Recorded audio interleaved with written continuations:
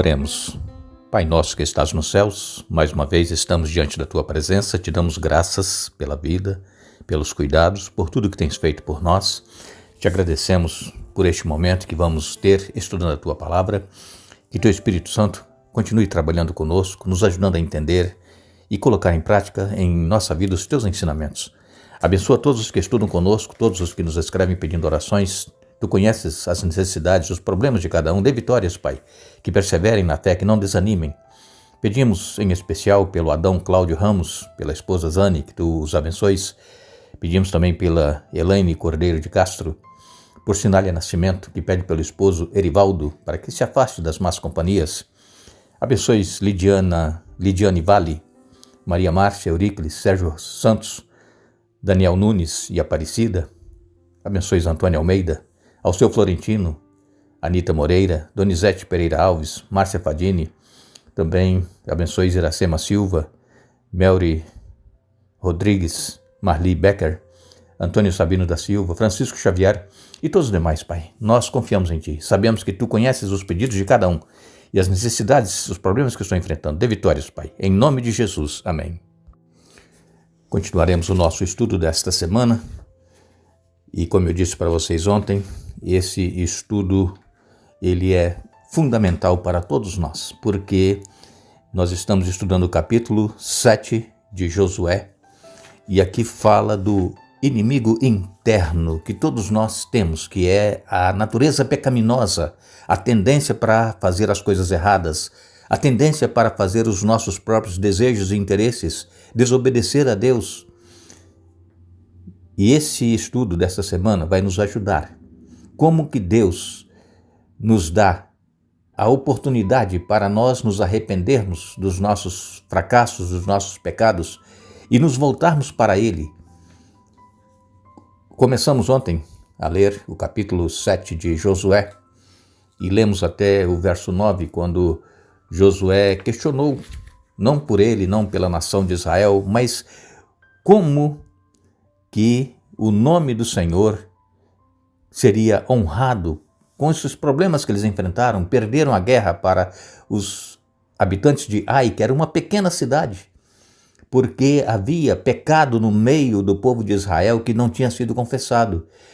Pecado que Deus disse, olha, vocês vão ter que eliminar todos os despojos, não peguem nada, mas houve um que foi atraído pela cobiça, pelo que ele viu, e ele então pegou para si algumas coisas e escondeu dentro da sua tenda.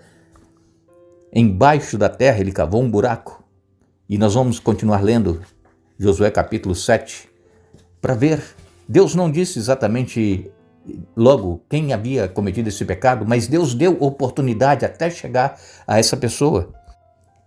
Continuando o capítulo 7, a partir do verso 10, disse: Mas o Senhor disse a Josué: Levante-se, porque você está prostrado com o rosto no chão.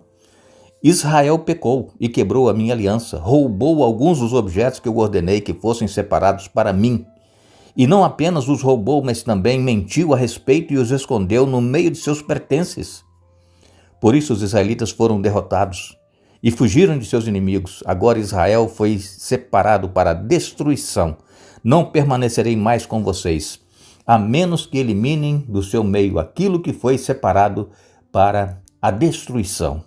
Vejam, Deus deixou claro que o povo havia sido derrotado por causa do pecado que havia no meio do povo de Israel. E como eu disse ontem para vocês, quando nós, como pai de família ou como mãe, cometemos pecado, estamos com um pecado escondido em nosso coração, não confessamos, não abandonamos, isso traz consequência não somente para a pessoa, traz para a família, traz para as pessoas que convivem conosco, traz consequências desastrosas, como foi o caso aqui desse pecado em Israel, que não trouxe problema somente para quem havia cometido pecado, havia roubado, desobedecido a ordem de Deus, mas trouxe para toda a nação de Israel.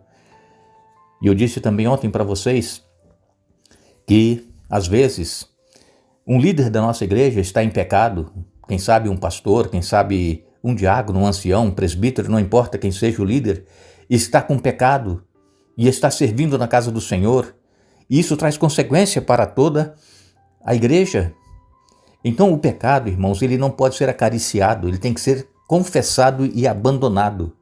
Diz aqui ainda o verso 13 de Josué capítulo 7, Deus falando para Josué: levante-se, ordene ao povo que se purifique a fim de se preparar para amanhã, pois isto é o que o Senhor, o Deus de Israel, diz: ó Israel, há coisas separadas para o Senhor escondidas em seu meio. Vocês não serão capazes de vencer seus inimigos enquanto não removerem de seu meio esses objetos. Então Deus é claro em dizer: amanhã vocês se preparem, porque amanhã vai acontecer coisas no meio de vocês. E se não removerem o pecado, vocês vão continuar sendo derrotados nas lutas e batalhas que vocês enfrentarem. Deus está falando para nós, irmãos, para mim, para você. Se nós não abandonarmos o pecado, se nós não confessarmos, consequências desastrosas virão para nós, tanto na nossa vida cotidiana, na nossa vida material e principalmente na vida espiritual. Então nós precisamos estar atentos. Como é que Deus age? A palavra de Deus diz que Deus, ele vê todas as coisas. Nada fica escondido aos olhos de Deus. Aqui em 2 Crônicas, capítulo 16, e no verso 9, nós lemos: os olhos do Senhor passam por toda a terra para mostrar sua força àqueles cujo coração é inteiramente dedicado a Ele. Como você foi tolo, de agora em diante haverá guerras contra você. Vejam, os olhos de Deus estão por toda parte.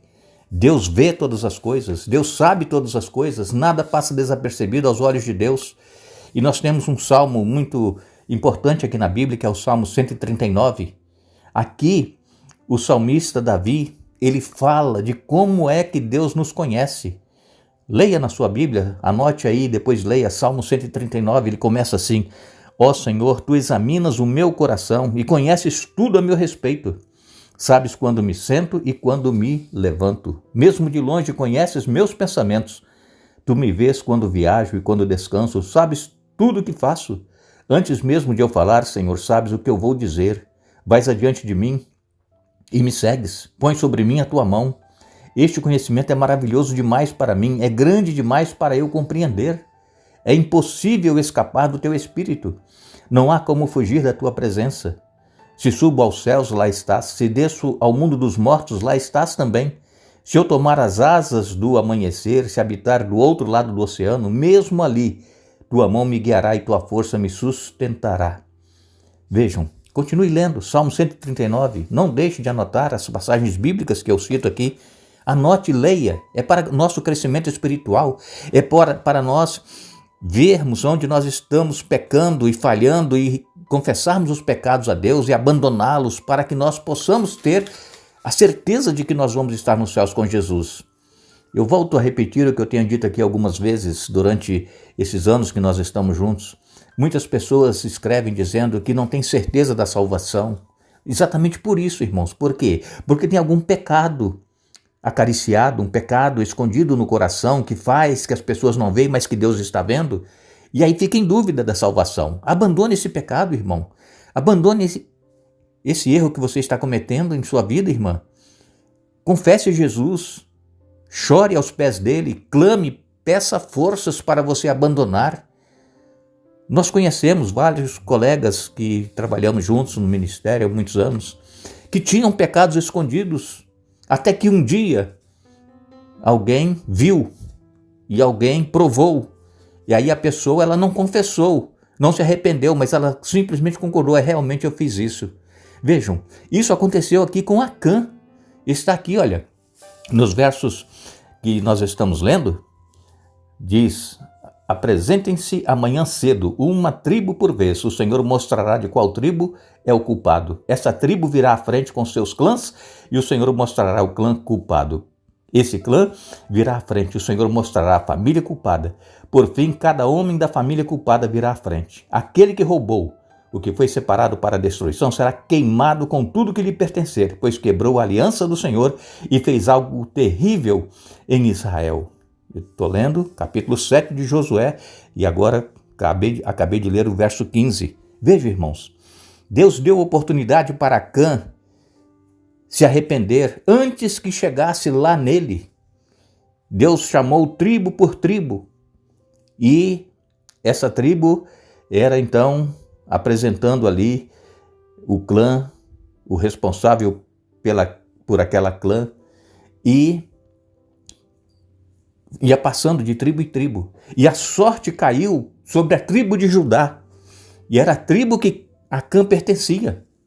E então, no verso 16, logo cedo, no dia seguinte, Josué reuniu Israel de acordo com suas tribos, e a tribo de Judá foi escolhida. Os clãs de Judá vieram à frente, e o clã de Zerá foi escolhido.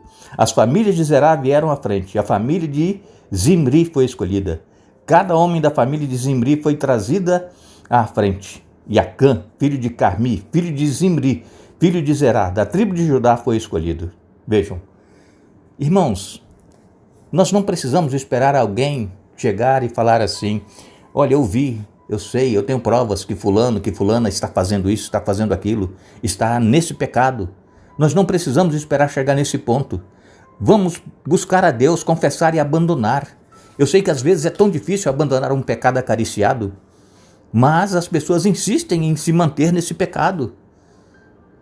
Acã, ele não precisava ter esperado todas esse procedimento que foi feito, chamar tribo por tribo, lançar sorte. Isso, irmãos, não foi em poucos minutos, isso levou praticamente um dia até chegar a sorte na tribo de Judá, depois foi na família, depois foi, enfim, chegou em Acã.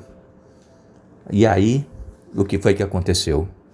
Acã não teve como mais esconder. Então, Josué disse a Acã: meu filho, dê glória e louvor ao Senhor, o Deus de Israel. Confesse e conte-me o que você fez. Não o escondas de mim. Veja, Josué, por certo já uma pessoa idosa, era o líder da nação de Israel. Ele chama Acã, meu filho. Vejam, irmãos, Deus, ele não quer nos condenar. Deus não quer que nós pereçamos. Deus, ele continua nos amando, mesmo nós sendo pecadores. Mas Deus, ele odeia o pecado. Deus, ele quer eliminar o pecado da nossa vida, mas para isso nós precisamos buscar nele a força, buscar nele o poder, porque por nós mesmos nós não conseguiremos, nós continuaremos afundando no pecado. E então, o pecado, a sorte recaiu sobre Acã. E é muito aqui importante ver essa maneira como Josué se dirigiu a Acã: meu filho. Veja, o coração de Josué estava cheio de compaixão por Acã.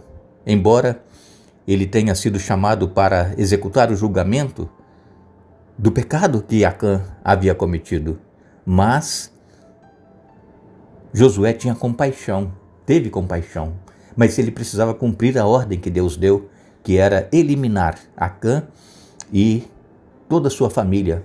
Como eu disse, irmãos, o pecado que nós acariciamos em nosso coração não traz consequências somente para mim, para a pessoa que está em pecado, traz para toda a família, traz para a igreja.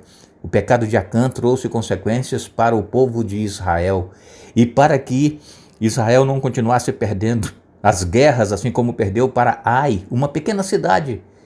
Eles precisavam eliminar o pecado, já que Acã não se arrependeu e não confessou o seu pecado antes de que a sorte chegasse nele. Ele precisou ser eliminado. Deus, irmãos, ele vai ter que agir com justiça no dia do juízo por todos aqueles que conheceram, que foram membros da igreja, mas que viviam em pecado.